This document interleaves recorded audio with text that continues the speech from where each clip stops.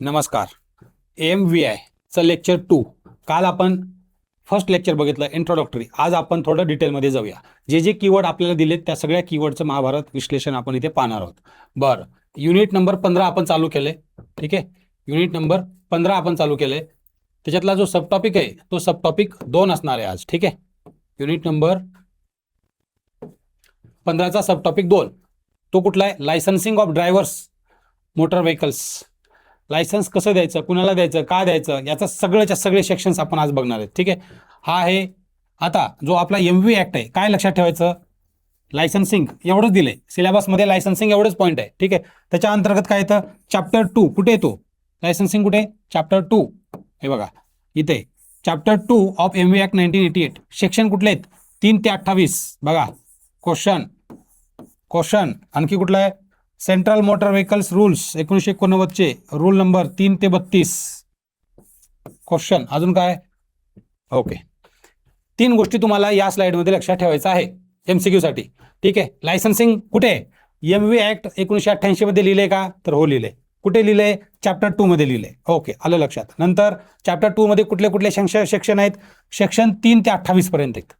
Section 3 ते section 28 पर्यंत chapter 2 मध्ये आहेत आणि ते सगळेच्या सगळे ड्रायव्हिंग लायसन्ससाठी अप्लिकेबल आहेत. बरं, कळालं. अजून कुठे आहे का? तर हो आहे.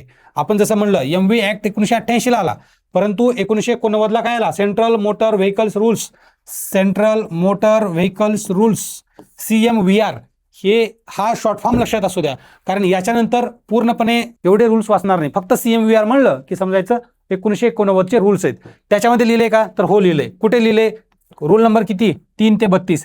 तिथे पण 3 पासून सुरुवात आहे, परंतु ते 32 पर्यंत जातं. आणि ऍक्टमध्ये 3 पासूनच सुरुवात आहे, 28 पर्यंत जातं. 3 गोष्टी कळाल्या. 3 MCQ याच्यामध्ये येऊ शकता. ठीक आहे, बरं. लायसन्सिंग बद्दल आपण बोलतोय. हे बघा, सेक्शन 3 ते 28 CMVR रूल्स 3 ते 32. एज लिमिट सगळं त्याच्यामध्ये, learning licence, driving licence, validity सगळं त्याच्यामध्ये असणार आहे. आता licensing framework, where it sits and the journey. Licensing काय आन्सर करतं? The law's first question, is this person fit to drive. एखादा पर्सन ड्राईव्ह करायला फिट आहे की नाही याचं उत्तर आपल्याला लायसन्सिंग सेक्शनमध्ये सापडतं. म्हणजेच लायसन्सिंग सेक्शनचं काय? चॅप्टर 2 3 ते 28. रूल कुठले? 3 ते किती तुम्ही सांगा? आता सांगितले ऍक्टमधले 3 ते 28 आहेत आणि रूल्स CMVR रूल्स 3 पासून सुरुवात आहे. ते कितपर्यंत आहेत ते तुम्ही सांगा. इथं लिहिले. बरं, चॅप्टर 2 ऍक्ट सेक्शन, त्यानंतर 3 ते 32 हे 3 4 आपण बघितले. लायसन कोण करतं इश्यू? Licensing authority RTO. तुमचे जे सिनियर असतील ते लायसन्स इश्यू करतात. बरं, गोल्डन रूल. आता आपण सेक्शन बाय सेक्शन जाऊया. 3 गोष्टी लक्षात राहिल्या पुढच्या वरच्या, जे पहिल्या पेजमध्ये बघितलं आणि आत्ताही बघितलं. 3 गोष्टी पक्का डोक्यात ठेवायचं. ठीक आहे, लायसन्सिंग बद्दल. Golden rule number 3 section 3. Section 3 मधलं जे लिहिलंय, मी डायरेक्ट वर्डिंग घेतली, याच्यामध्ये कीवर्ड सांगतो तुम्हाला. No person may drive a motor vehicle in a public place. Important आहे. कोणताही व्यक्ती ड्राईव्ह करू शकत नाही मोटर व्हेकल पब्लिक प्लेसमध्ये अनलेस. म्हणजेच एखादा माणूस असेल, तो घरी आपापल्या प्रायव्हेट फार्ममध्ये जर ड्रायव्हिंग करत असेल, त्याच्याकडे लायसन नसेल तर चालेल का? तुम्हाला AMVI यायचं आहे, सांगा बरं. Unless he holds an effective driving licence. Keyword बघा, effective driving licence. Effective driving licence म्हणजे काय? ड्रायव्हिंग लायसन आहे पण एक्सपायर्ड आहे, काय फायदा? बरं, हे झालं पहिलं. दुसरं, ड्रायव्हिंग लायसन आहे पण 2 व्हीलरचं आहे. 4 व्हीलर चालू शकतो का? बरं, 4 व्हीलरचं आहे, ट्रान्सपोर्टचं नाही, चालू शकतो का? त्यामुळे ते इफेक्टिव्ह महत्त्वाचं आहे.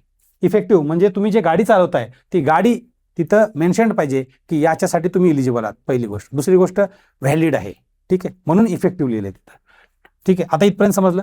आता 2 कीवर्ड, पब्लिक प्लेस आणि इफेक्टिव्ह. म्हणजेच मी तुम्हाला याचा प्रश्न विचारला, प्रायव्हेट प्लेसमध्ये चालतं का? म्हणजे आपल्या घरी चालतं का? To drive a transport vehicle. बघा, हे वेगळं व्हेकल आहे. आपण जे गाड्या चालवतो का घरी, त्या वेगळ्या गाड्या, LMV कार वगैरे. ट्रान्सपोर्ट व्हेकलसाठी द लायसन्स मस्ट म्हणते, म्हणजे 100% केलंच पाहिजे, ऑब्लिगेटरी आहे. Specifically entitle him to do so.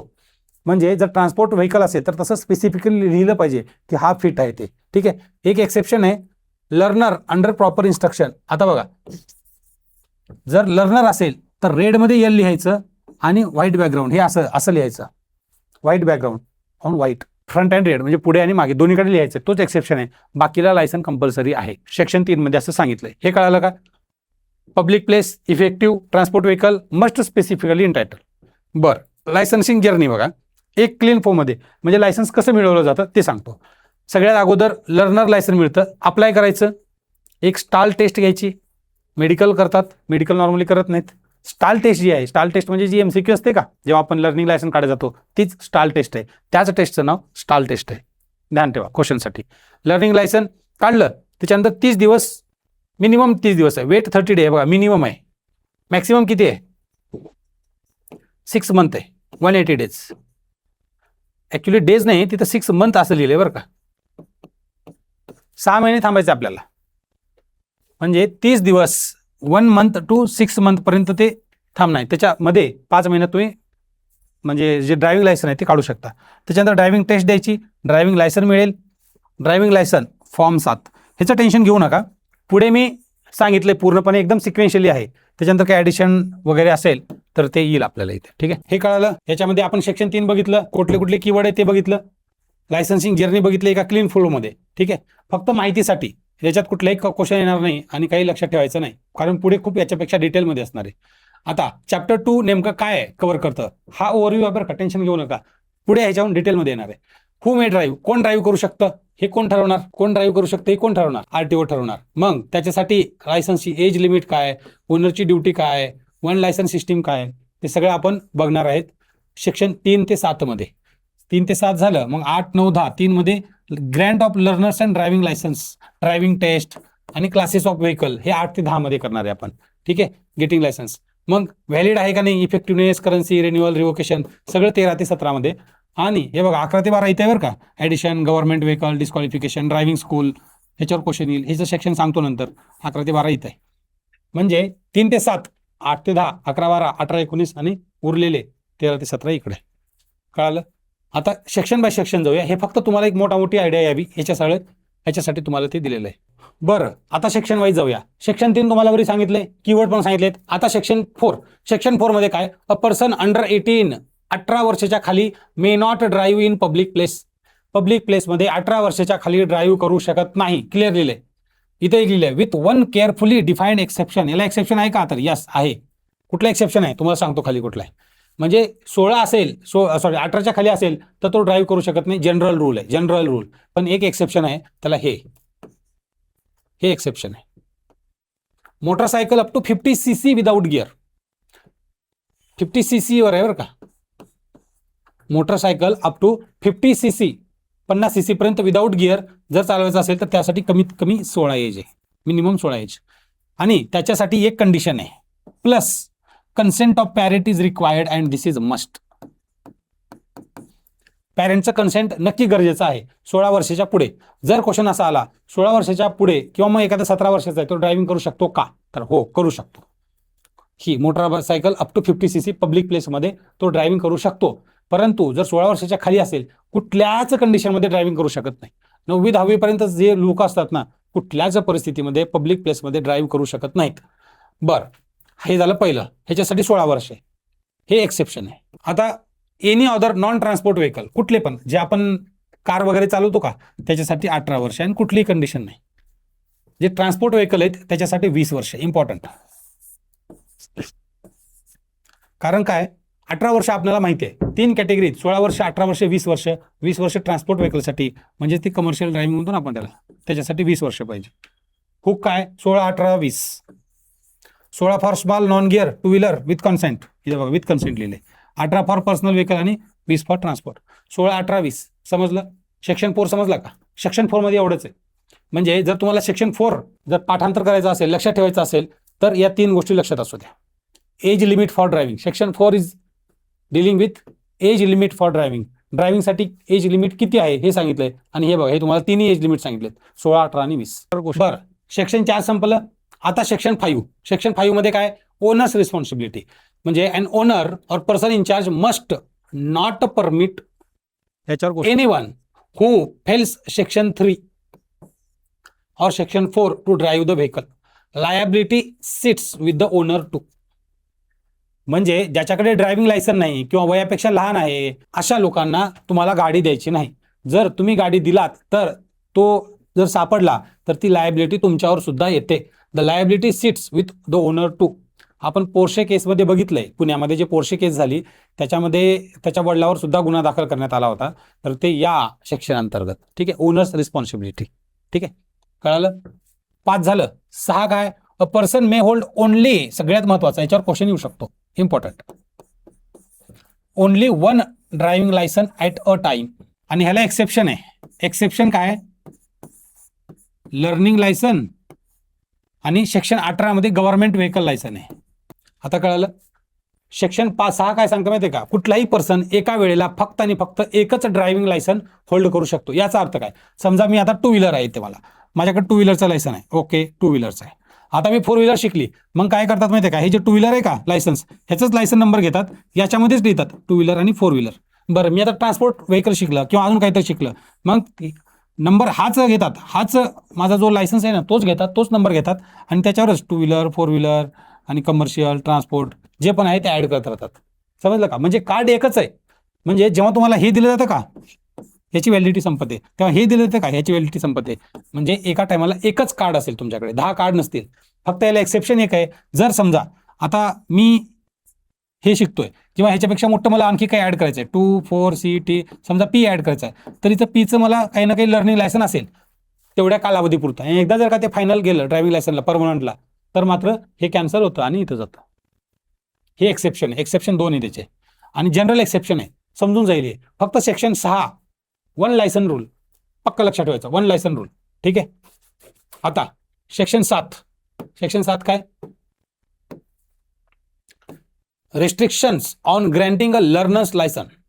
Learner licence सगळ्याला देता येतं का, त्याच्यावर काही रिस्ट्रिक्शन आहेत, ते आहे. To get an LL, that is learning licence for a transport vehicle,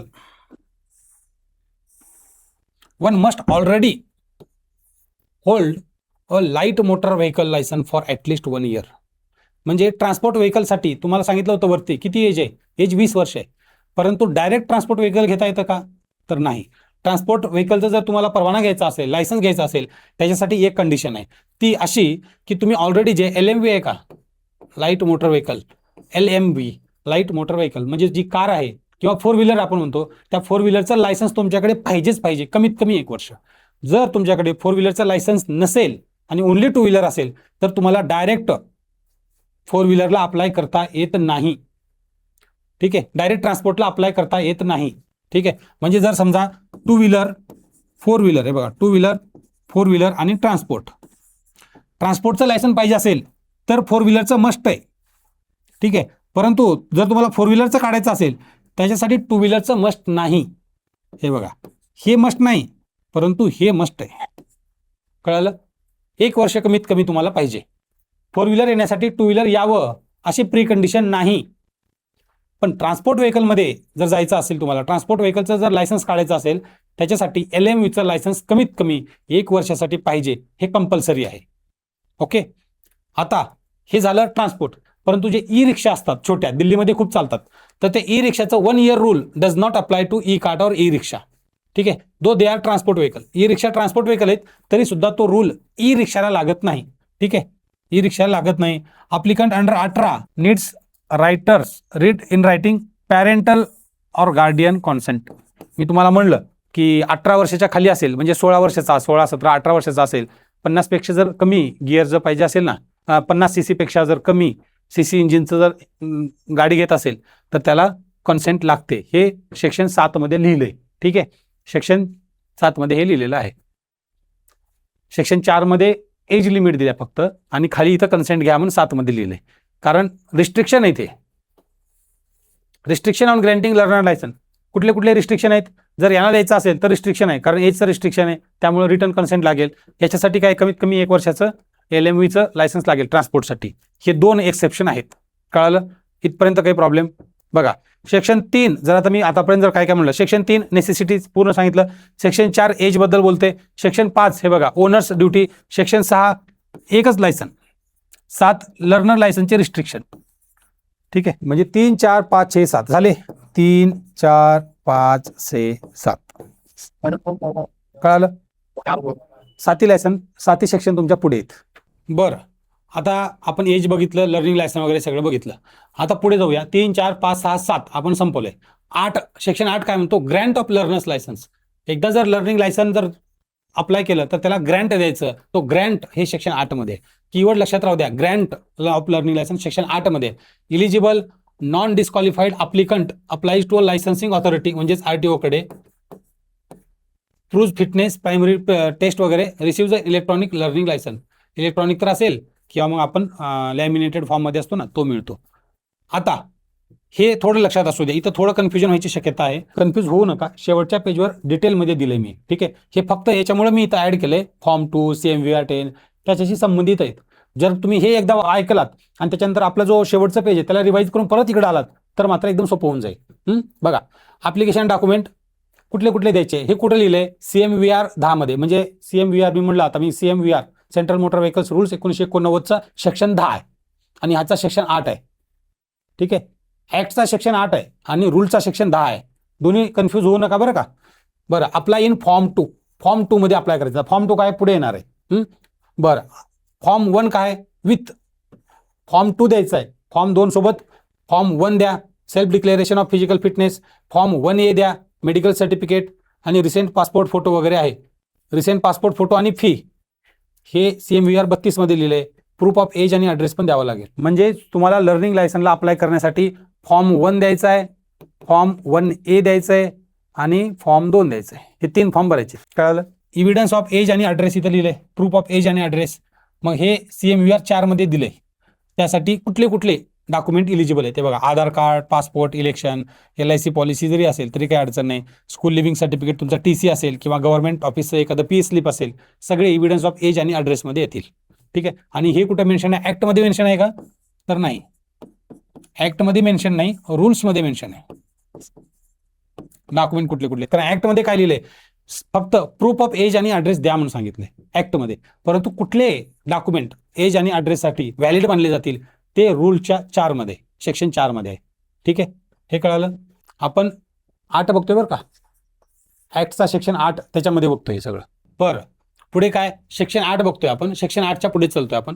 medical आणि प्रिलिमिनरी टेस्ट, मेडिकल सर्टिफिकेट म्हणलं तुम्हाला. Form 1 self declaration generally.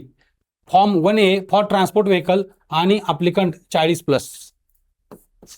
आपण काय म्हणलं होतं, फॉर्म 1 द्यायचा आहे, 1A द्यायचा आहे आणि फॉर्म 2 द्यायचा आहे. हा जो 1A आहे तो 40 पेक्षा कमी वयाचा असेल तर त्याला गरज नाही. परंतु 40 पेक्षा कमी वयाचा आहे परंतु त्याला ट्रान्सपोर्ट व्हेकलसाठी पाहिजे तर त्याच्यासाठी गरजेचं आहे. ठीक आहे, त्यामुळे 2 डिस्टिंक्शन लक्षात असू द्या. तो व्हॅलिड असेल 6 महिने from issue medical certificate.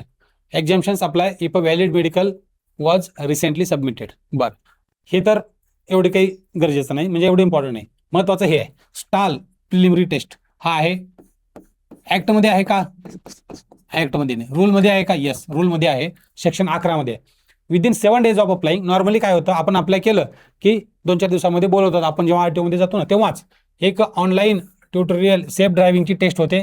Computer based MCQ आहे, प्रत्येकाने दिली आपल्या, त्यामुळं आपल्याला माहिती आहे. ठीक आहे, आणि जर तुमच्याकडे ऑलरेडी जर ड्रायव्हिंग लायसन असेल, 2 व्हीलरचं कार आहे ना, 4 व्हीलरचं कार आहे ना, कुठले ड्रायव्हिंग लायसन असेल तर ही टेस्ट द्यायची गरज नाही, स्टाल प्रिलिमिनरी टेस्ट. अदरवाईज तुम्हाला टेस्ट कंपल्सरी आहे.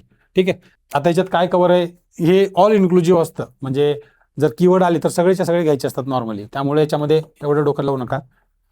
कन्सेंट फॉर्म आणि व्हॅलिडिटी बघा. पॅरेंटल कन्सेंट मी तुम्हाला जे सांगितलं होतं ना की पॅरेंटल कन्सेंट लागणार आहे, सेक्शन 7 मध्ये बोललो होतो आपण ऍक्टच्या, तर तो रूलच्या सेक्शन 12 मध्ये सुद्धा आहे. Signed by the parent and guardian. म्हणजे ऍक्टमध्ये जे आहे ना त्याला रूल्स एकदम डिटेलमध्ये रूल्स दिलेले आहेत. Form of learning licence issued electronically in form 3 once all conditions are met. हे बघा, इश्यूड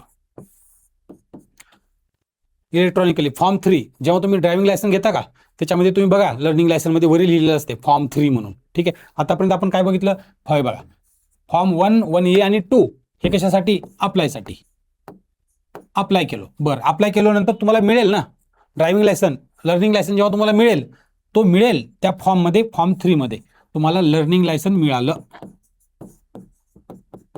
आणि जे लर्निंग लायसन मिळालं ते फॉर्म 3 मध्ये मिळालं. म्हणजे 1A आणि 2 अप्लाय करतानाचे फॉर्म, आणि फॉर्म 3 मध्ये जे तुम्हाला मिळतं का ते फॉर्म 3, त्याची व्हॅलिडिटी किती असते हे बघा. All learning licence is effective from for 6 months and can not be renewed. सगळ्यात महत्वाचं 6 महिने व्हॅलिडिटी असते, हे सगळ्याला माहिती आहे आपल्या. आणि दुसरी एक महत्वाची गोष्ट, कॅन नॉट बी रिन्यूड, म्हणजे 6 महिन्यामध्ये जर मी परमनंट लायसन नाही काढलो तर ते लॅप्स होतं. मला दुसरं ड्रायव्हिंग लायसन म्हणजे दुसरं फ्रेश लर्निंग लायसनसाठी अप्लाय करावं लागेल, लॅप्स होऊन जातात ते. ठीक आहे. बरं, ही जी स्टाल टेस्ट आहे का, याला कमीत कमी 60% पाहिजे. हे इथे लिहिले 60% पाहिजे. समजलं? बाकी सगळं डेटावरही सांगितलं. इथपर्यंत कळालं? काय अवघड याच्यामध्ये? सेक्शन 8 बद्दल बोलतोय आपण, लर्निंग लायसन बद्दल बोलतोय, लर्निंग लायसन बद्दल बोलतोय. ठीक आहे. त्याच्या लर्निंग लायसनमध्ये जे डिटेल रूल्स आहेत त्याबद्दल बोलू आपण. पॅरेंटल कन्सेंट 12 असेल आणि form of LL learning licence form 3 असेल. 1 आणि 2 अप्लाय करायचं, 3 मध्ये घ्यायचं वापस. सिंपल फंड आहे. व्हॅलिडिटी किती आहे? 6 महिने, हे माहिती आहे आपल्याला. बरं, आता आपण बघितलं फॉर्म 1, 1A, 2 अप्लाय करायचं, फॉर्म 3 आपल्याला मिळेल आणि व्हॅलिडिटी 6 महिने. त्याच्यामध्ये एक थोडं कॅव्हिएट आहे बघा. आपण सेक्शन 8च बघतोय बरं का, परत सेक्शन फक्त 8 मध्येच बघतोय. 8 सेक्शन ह्या ऍक्टचा सेक्शन नंबर 8 आहे, परंतु त्याच्या रूल्स भरपूर आहेत बरं का. रूल्स मी तुम्हाला वरी दाखवले. 15 रूल काय सांगतो? No one may sit the test of competence to drive unless they have held a learning licence for at least 30 days. This waiting period is favourite MCQ. पडू शकतो. म्हणजे आपल्याला माहिती आहे लर्निंग लायसन मिळालं, आज इश्यू झालं तर 30 दिवस आपल्याला बसावं लागतं. त्याच्यानंतर 5 महिने, 5 months, आणि हे 1 month, असे टोटल 6 month आहेत. म्हणजे या 5 monthच्या विंडोमध्ये तुम्ही परमनंट ड्रायव्हिंग लायसनसाठी अप्लाय करू शकता. कळलं? लर्निंग लायसन टू परमनंटसाठी 1 महिन्याचा कुलिंग ऑफ पिरियड आहे. 1 महिन्यानंतर तुम्ही करू शकता. आणि समजा हा 1 आणि 1, 5, 6 महिने लॅप्स झाले तरी पण तुमचं परमनंट नाही निघू शकलं तर इथं नवीन लर्निंग लायसन येतं. नवीनलाच अप्लाय करावं लागतं. परत फॉर्म A, परत फॉर्म 2 अप्लाय करायचं. ठीक आहे. हाच रिन्यू होत नाही. बरं, हा झाला सेक्शन 8. कळालं? सेक्शन 8 खूप मोठा आहे. लर्निंग लायसनवर आहे. सेक्शन 8 जर विचारलं, लर्निंग लायसनचे जेवढे डिटेल आहेत सगळेच्या सगळे सेक्शन 8 मध्ये आहेत. सेक्शन 9 बघा, हे बघा section 9, applying for the driving licence. आतापर्यंत आपण लर्निंग लायसन केलं, लर्निंग लायसन मिळालं सुद्धा. बरं, आता पुढे काय? Apply in form 2 with an effective learning licence, photos आणि फी. म्हणजे जो तुम्हाला फॉर्म 2 होता, कुठला फॉर्म 2 होता? पहिल्यांदा जेव्हा तुम्ही लर्निंग लायसनला अप्लाय केला होता का, फॉर्म 1, 1A आणि 2, तोच फॉर्म 2 घ्यायचा आहे. म्हणजे तो फॉर्म 2 तुमच्याकडे असतो, म्हणजे RTO वाले तुम्हाला देतात ते फॉर्म 2 परत. तो फॉर्म 2 घ्यायचा आहे आणि जो लर्निंग लायसन होता का 1 महिन्यापूर्वीचा, तो लर्निंग लायसन जोडायचा आहे, फोटोज आणि फी भरायचं आणि मग टेस्टला अप्लाय यायचं. हे बघा इथं आहे, मग टेस्टला यायचं. The test of competence. Test of competence, आता टेस्ट ऑफ कॉम्पिटन्समध्ये काय होतं काय नाही हे जनरल आहे. जसं की ॲडजस्टिंग मिरर, स्मूथ स्टार्ट आहे की नाही, engaging gears up to top गिअरपर्यंत तो व्यवस्थित जातो की नाही, का गाडी आतमध्ये बंद पडते, हिल स्टार्ट म्हणजे चढतीला गाडी बंद पडते का, गाडी वळवतो का व्यवस्थित, ते सगळं असतं. ठीक आहे. Overtaking, turning, reversing into limited opening, कमी जागा आहे त्याच्यामध्ये रिव्हर्स करतो का, पार्किंग करू शकतो का, हे सगळंच्या सगळं त्याच्यामध्ये आलं. बरं, आता जसं म्हणलं फॉर्म 2 इफेक्टिव्ह लर्निंग लायसन द्यायचं आणि टेस्टला जायचं. जर ट्रान्सपोर्ट व्हेकलसाठी असाल तुम्ही, हे झालं आपल्या नॉर्मल LMV साठी किंवा मग बाईकसाठी. जर ट्रान्सपोर्ट व्हेकल असेल तर driving certificate in form 5 from a recognised school plus medical, म्हणजे जो आपला 1A मधला मेडिकल होता का ट्रान्सपोर्टसाठी, 40पेक्षा कमी असेल तर ट्रान्सपोर्ट, किंवा 40पेक्षा जास्त सगळ्याला अप्लिकेबल आहे, त्याला तो अप्लाय करायचा आहे. कळालं? ट्रान्सपोर्टसाठी. For an international driving permit apply in form 4A, ह्याच्यावर क्वेश्चन येतो. इंटरनॅशनल ड्रायव्हिंग परमिट जर पाहिजे असेल, तुम्हाला इथं काढला ना, तुम्हाला युरोपमध्ये जाऊन काढायचं आहे, युरोपमध्ये चालवायचं आहे, तर तुम्हाला फॉर्म 4A भरावा लागतो आणि ट्रान्सपोर्ट व्हेकलसाठी फॉर्म 5 भरावा लागतो. हे ॲडिशनल आहे त्याच्यापेक्षा. ठीक आहे, हे संपलं. म्हणजेच पास फेल रूलचा एक असा आहे. आता समजा तुम्ही ड्रायव्हिंग टेस्टला आलात, म्हणजे एकदा तुम्ही ड्रायव्हिंग टेस्ट पास झाला तर काय अडचण नाही, तुम्हाला डायरेक्ट परमनंट लायसन मिळून जाईल. परंतु जर तुम्ही ड्रायव्हिंग लायसन फेल झालात, आज फेल झालात, तर रिअपियर आफ्टर 7 days, 7 दिवसामध्ये परत या, पुढल्या आठवड्यात या. तरी फेल झालात, पुढल्या आठवड्यात या. परत फेल झालात, मग प्रॉब्लेम आहे. बघा 3 times फेल, म्हणजे हा पहिला वीक, आज फेल झालो पुढल्या आठवड्यात ये म्हणतील, आज फेल झालो पुढच्या आठवड्यात फेल जातील. जर मी 3दा फेल झालो, एकदा फेल झालो, दुसऱ्यांदा फेल झालो, तिसऱ्यांदाही फेल झालो, तर मात्र डिबार करतील 60 दिवसासाठी, म्हणजे 2 महिन्यासाठी. 2 महिन्यासाठी म्हणजे ही जी टेस्ट आहे का, इथनं 2 महिने, हे बघा इथनं हे 2 महिने.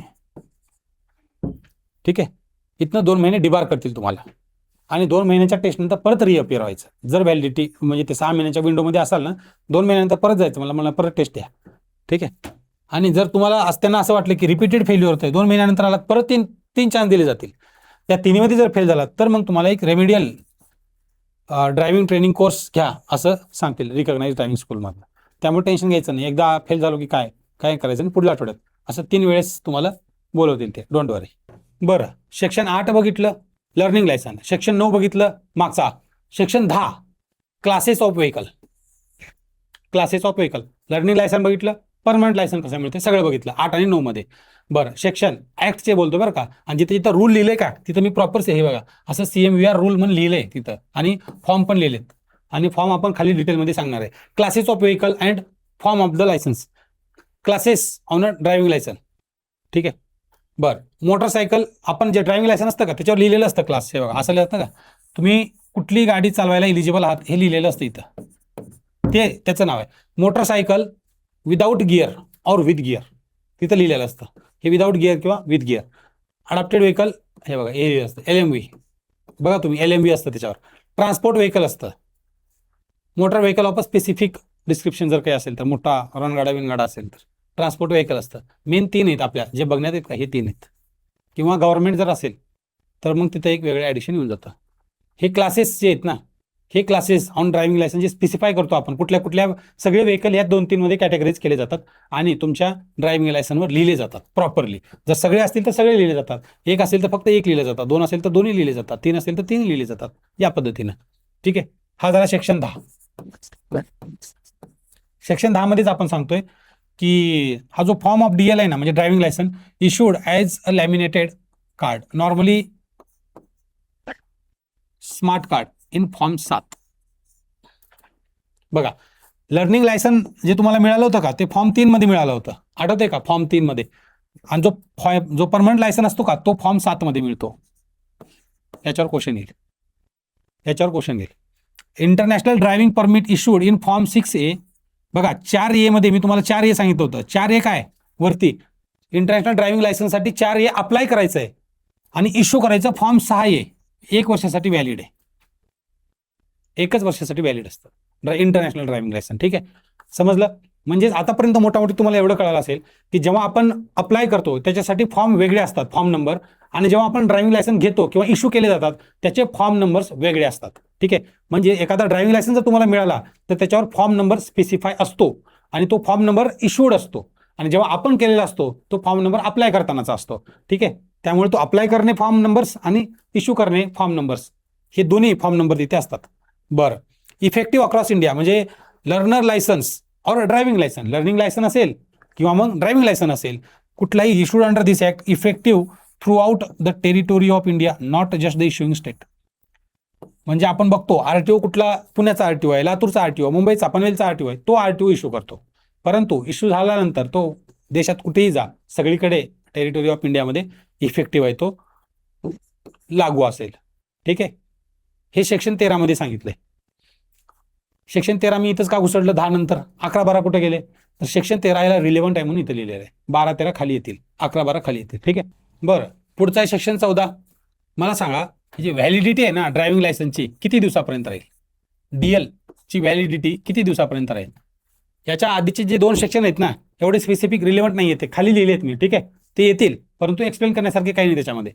बरं, टाईप ऑफ लायसन आणि पिरियड ऑफ व्हॅलिडिटी. बघा, लर्निंग लायसन जर तुम्हाला लर्निंग लायसन मिळालं तर लर्निंग लायसन 6 महिने, 6 महिन्यासाठी व्हॅलिड आहे, कॅन नॉट बी रिन्यूड.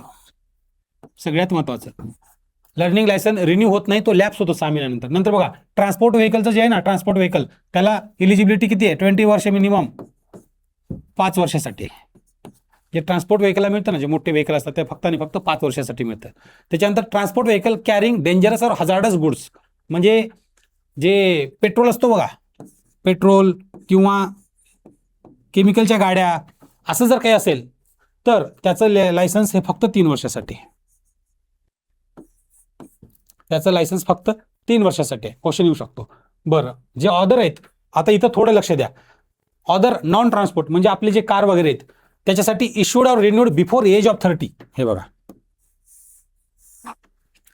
30 वर्षापेक्षा कमी, जर समजा मी 21 वर्षाचा आहे, 22 वर्षाचा आहे, 25 वर्षाचा आहे, 28 वर्षाचा आहे, जर तुम्हाला 30 वर्षापेक्षा जर कमी वयामध्ये जर रिन्यू केला असेल, जर तुम्हाला इश्यू केला असेल ड्रायव्हिंग लायसन, 2 व्हीलर असेल 4 व्हीलर असेल, तर तो valid until the holder turns 40. 40 वर्षापर्यंत व्हॅलिड असतो तो. नीट लक्ष द्या बरं का, हे वरचे तर अब्स्ट्रॅक्ट आहेत, डायरेक्ट आहेत. लर्नर लायसन्स 6 महिने लॅप्स पाठवून गेलं. ट्रान्सपोर्ट व्हेकल 5 वर्ष, त्याच्यानंतर transport vehicle carrying dangerous hazardous goods 3 वर्ष. ह्याच्यात काहीच कन्फ्युजन नाही, त्याच्यामध्ये डायरेक्ट क्वेश्चन येऊ शकतो आणि आलं तरी तुम्हाला डायरेक्ट आन्सर येईल, फॅक्च्युअल आहे. आता बघा इथं थोडं ते खेळू शकतात. जे LMV आहे, समजा कार आहे, कार असेल किंवा टू व्हीलर असेल, जर 30 वर्षापेक्षा कमी वयाचा मुलगा असेल तर त्याला 40 वर्षापर्यंत किंवा मुलगी असेल 40 वर्षापर्यंत बिफोर द एज ऑफ 30 असेल तर त्याला व्हॅलिड 40 वर्षापर्यंत आहे. म्हणजे एखादा 20 वर्षाचा लेकरू आहे, 20 वर्षाचा मुलगा मुलगी आहे, 20 वर्षाच्या मुलाला किंवा मुलीला जर इश्यू केलं तर ते 40 वर्षापर्यंत चालतं, म्हणजे 20 वर्ष व्हॅलिड असतं. आणि समजा मी 25व्या वर्षी काढलो तर माझं 15 वर्षासाठी व्हॅलिड असतं. 29व्या वर्षी किंवा 30व्या वर्षी काढलं तर ते पुढल्या 10 ते 11 वर्षासाठीच व्हॅलिड असतं. कळालं? म्हणजे वय वर्ष 40 होईपर्यंत तुमचं जेवढं पण आहे तोपर्यंत व्हॅलिड असतं. Very important. हे व्हेरी इम्पॉर्टंट कशामुळे काढलं हे सगळ्याला माहिती पाहिजे.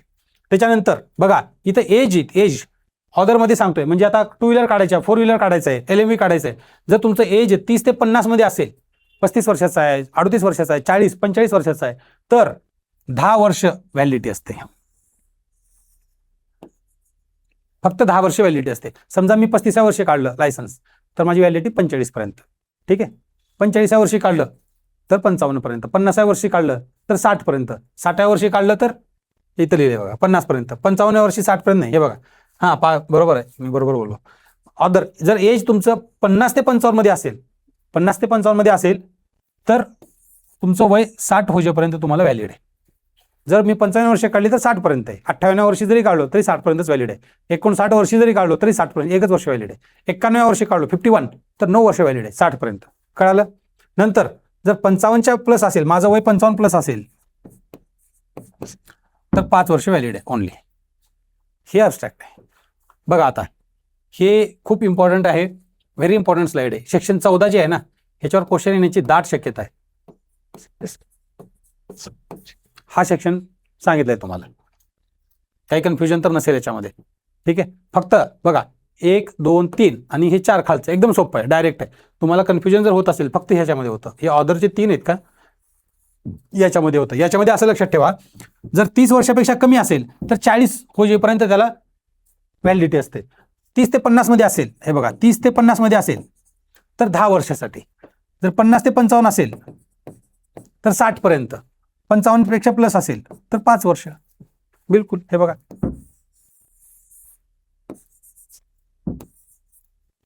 ठीक आहे. Section 14 clear. बरं, सेक्शन 14 झाला. Section 15 applied within 1 year of expiry.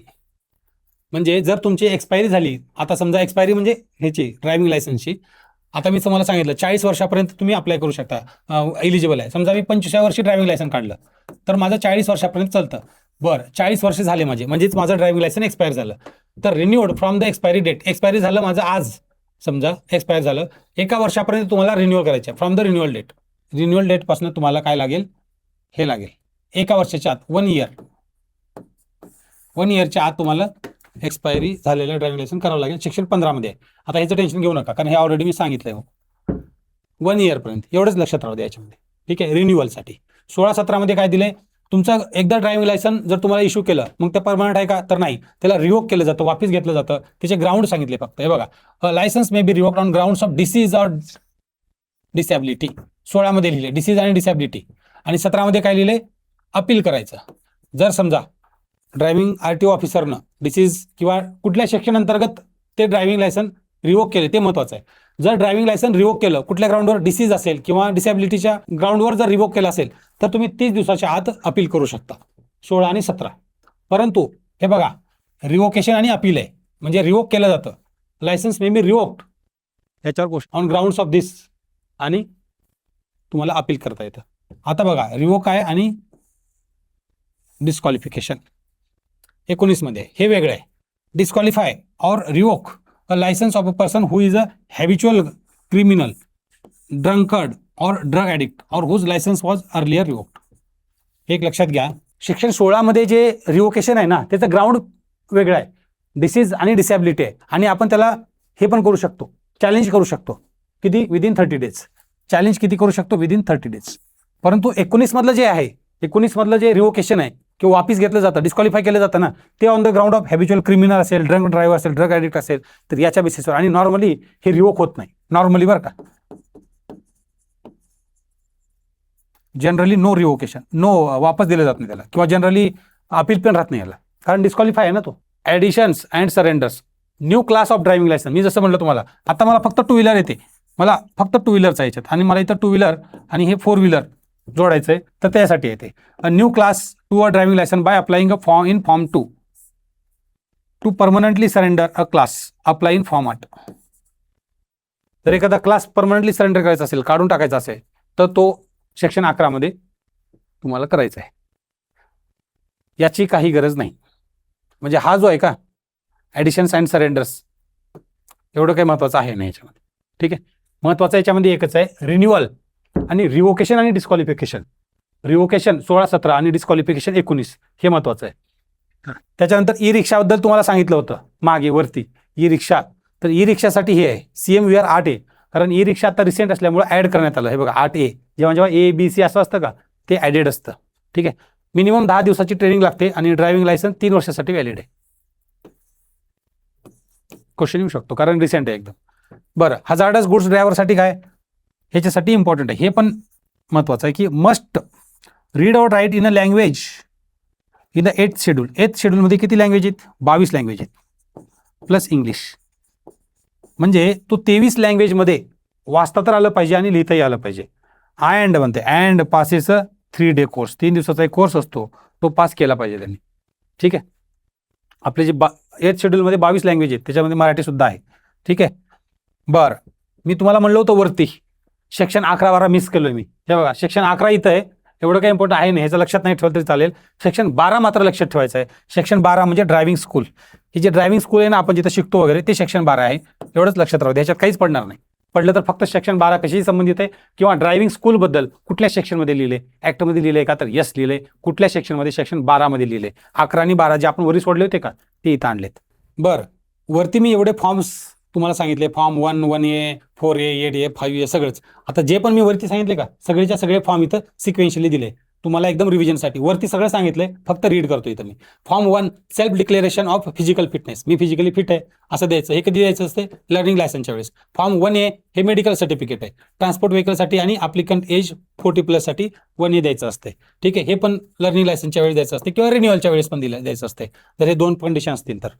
Form 2, application for a learning licence and a driving licence, हे इम्पॉर्टंट आहे. लर्निंग लायसन्ससाठी पण आणि ड्रायव्हिंग लायसन्ससाठी पण अँड बघा इम्पॉर्टंट आहे, दोन्हीसाठी फॉर्म 2 आहे. Form 3, learner licence itself, very important. मी तुम्हाला जे सांगत होतो का, ते लर्निंग लायसन मिळतं का आपल्याला, त्याच्यावर प्रिंटेड असतं फॉर्म 3 म्हणून, त्याच्यावर डायरेक्टली आहे लर्निंग लायसन इटसेल्फ. स्वतः लर्निंग लायसन, स्वतः जो लर्निंग लायसन आहे ना, तोच फॉर्म 3 आहे. फॉर्म 4 आहे, application of an international driving permit, application बरं का. Form 5, driving certificate from a school, हे ट्रान्सपोर्ट साठी जे म्हणलं ना, त्यासाठी फॉर्म 5 आहे. 6A, international driving permit. हे बघा, जो 4A आणि 6A बघा, 4A म्हणजे इंटरनॅशनल ड्रायव्हिंग परमिटसाठी अप्लाय करायचा, तो झाला 4A. आणि इश्यू झाला, हे बघा इश्यूड, तो 6A. जेव्हा ड्रायव्हिंग लायसन इश्यू होतो, त्याच्यावर लिहिलं जातं फॉर्म 6A, फॉर्म 4, फॉर्म 3, तो व्हॅलिड 1 इयर आहे. आणि जो आपल्याला ड्रायव्हिंग लायसन मिळतो का, नॉर्मल परमनंट ड्रायव्हिंग लायसन, तुम्ही ड्रायव्हिंग लायसन काढून बघा, त्याच्यावर वरी लिहिलेलं आहे फॉर्म 7. हे बघा, अ ड्रायव्हिंग लायसन किंवा स्मार्ट कार्ड, जो स्मार्ट कार्ड किंवा ड्रायव्हिंग लायसन आहे ना, हाच परमनंट ड्रायव्हिंग लायसन म्हणतो आपण त्याला. परमनंट ड्रायव्हिंग लायसनवर फॉर्म 7 लिहिलेला असतो वरती, तो फॉर्म 7 आहे. आणि फॉर्म 8, तो permanently surrender a class of vehicle, that is form 8. हे कळालं, काहीच मिक्सअप करायचं नाही, कन्फ्युजन काहीच व्हायचं नाही. फॉर्म 1 to फॉर्म 8, जेवढे वरी मी फॉर्म डिस्कस केलेत ना सगळे, आता हे फॉर्म डिस्कस समजले, आता तुम्ही वरी जाऊन त्याला रिवाईज करा आणि मग बघा किती सोपं जातं. सगळीच्या सगळे एकदम डोक्यात राहतात, काहीच कन्फ्युजन होणार नाही. बरं, ड्रायव्हिंग लायसन्स किंवा लायसन्सिंग बद्दलचे जेवढे सेक्शन आहेत ना, ते सगळेच्या सगळे सेक्शन आपण अभ्यास केलेला आहे. ठीक आहे, त्याच्यामध्ये जे 2-4 सेक्शन राहिलेले आहेत, ठीक आहे, त्याचे तेवढे इम्पॉर्टन्स नाही. आणि ते जेव्हा आपण डिटेलमध्ये ॲक्ट बघू ना, तेव्हा तुम्हाला सिक्वेन्शियली दिले जाईल, त्याच्यामध्ये तुम्हाला समजेल की काय इम्पॉर्टंट आहे काय नाही. या लायसन्सिंग सेक्शनमध्ये एवढंच महत्त्वाचं होतं. आता त्याचा आपण थोडा 1 लाईनर रिवाईज करू. तुम्हाला फॉर्म सांगितलेत सगळे, रिव्हिजन सांगतो. 1 लाईनरचं बघा, चॅप्टर सेक्शन रूल किती आहेत, चॅप्टर 2 आहे, सेक्शन 3 ते 28 आणि रूलचे 3 ते 32 महत्त्वाचं आहे. हे जेवढं आहे ना, तुम्ही सगळं वरी केलेलं सगळं सार आहे. त्याच्यानंतर एज किती आहे 50 cc साठी 16 वर्ष आणि प्लस पॅरेंटल विथ म्हणजे पॅरेंटल कन्सेंट गरजेचे आहे. एज नॉन ट्रान्सपोर्ट किंवा ट्रान्सपोर्टसाठी 18 ते 20 वर्ष. 18 वर्ष एकाला आहे नॉर्मलला आणि 20 वर्ष ट्रान्सपोर्टला. हे आपण दोन्ही बघितले. त्यानंतर ट्रान्सपोर्ट याच्यावर गोष्ट जर लर्निंग लायसन आहे त्याची प्रिरिक्विजिट आहे का काही आहे कुठली 1 year LMV. हे बघा 1 वर्ष LMV लायसन पाहिजे. ठीक आहे. त्याला एक्सेप्शन आहे ई कार्ड किंवा ई रिक्षा आणि याच्यासाठी आपण बघितलंय 3 वर्षासाठी व्हॅलिड असतं आणि 10 दिवसाची ट्रेनिंग लागते. हे पण आपण बघितलंय. त्यानंतर स्टालची जी प्रिलिमिनरी टेस्ट आहे प्रिलिमिनरी तर प्रिलिम्समध्ये जे लर्निंग लायसन आहे त्याच्या अगोदर किती टक्के पाहिजे 60%. Minimum learning licence holding before test 30 days कमीत कमी 30 दिवस म्हणजे 1 महिना पाहिजे. नंतरच तुम्ही परमनंटला अप्लाय होऊ शकता. ड्रायव्हिंग टेस्ट जर फेल जर झालात तर रिअपियर आफ्टर 7 days. 3दा फेल झालास तर 7 दिवसाचा बार असणार आहे 2 महिन्याचा. त्याच्यानंतर लर्निंग लायसन किती दिवस व्हॅलिड असेल 6 month. तो आहे फॉर्म 3 व्हेरी इम्पॉर्टंट बरं का. लर्निंग लायसन जो आहे फॉर्म 3 आहे रिन्युअल आहे का नाही तो लॅप्स आहे डायरेक्ट लॅप्स आहे रिन्युअल नाही. त्याच्यानंतर ट्रान्सपोर्ट ड्रायव्हिंग लायसन किंवा हजार्डस असेल त्याची व्हॅलिडिटी ट्रान्सपोर्टची 5 वर्ष आहे आणि हजार्डसची 3 वर्ष आहे. इफेक्टिव्ह आहे का थ्रू आउट इंडिया आहे नो प्रॉब्लेम. त्याच्यानंतर ड्रायव्हिंग लायसन किंवा IDP फॉर्म स्मार्ट कार्ड हे बघा मी तुम्हाला सांगितले 7 आणि इंटरनॅशनल ड्रायव्हिंग असेल तर 6 आहे. ओके. अपील अगेन्स्ट रिव्होकेशन आहे 30 दिवसाच्या आतमध्ये अपील आहे. ठीक आहे. हे तुम्ही जेवढं पण केलात ना तुम्हाला 1 liner याच्यामध्ये आहेत. हे जर जास्त खिचडी होत असेल तर मी याला रिमूव्ह करतो म्हणजे तुम्हाला सोपं जाईल रिव्हिजनसाठी. ठीक आहे. ठीक आहे. तर आज आपण लायसन्सिंगचा सेक्शन पूर्ण केलेला आहे. ठीक आहे. धन्यवाद.